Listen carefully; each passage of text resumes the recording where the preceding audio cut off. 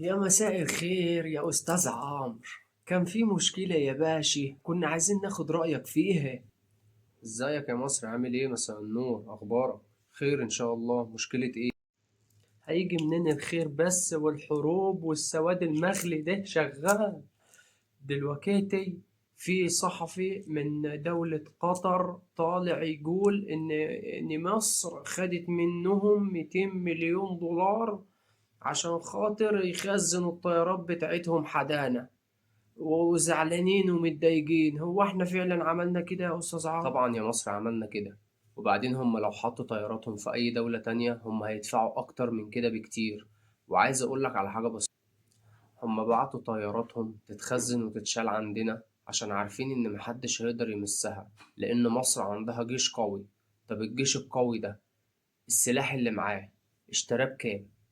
بملايين الدولارات، صح؟ عشان انت تيجي تتحمى فيه. طب احنا ندفع ملايين الدولارات عشان خاطر نجيب السلاح، وانت عايز تجيب طياراتك تحميها ببلاش؟ تمام. وبعدين ال 200 مليون دولار دول اصلا يا دوبك حق الارضيه والخدمات اللوجستيه اللي بتتقدم للطيارات دي.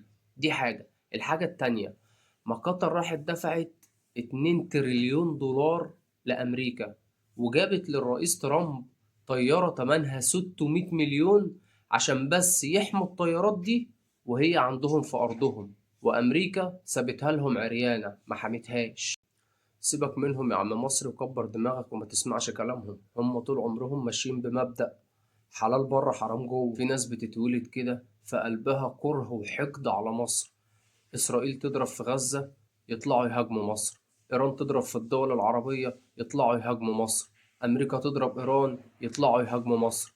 كبر دماغك يا عم مصري وسيبك من الكلام ده، وما تصدقش أي كلام يتقالك. تصدق يا أستاذ عمرو؟ الله وكيل كنت هصدقهم. الله وكيل كنت هصدقهم. أنا فهمت دلوقتي ليه الناس دي هتكرهنا. عشان إحنا عندنا سيادة وهم ما عندهمش. إحنا عندنا جيش قوي وهم ما عندهمش. ربنا يحفظ مصر.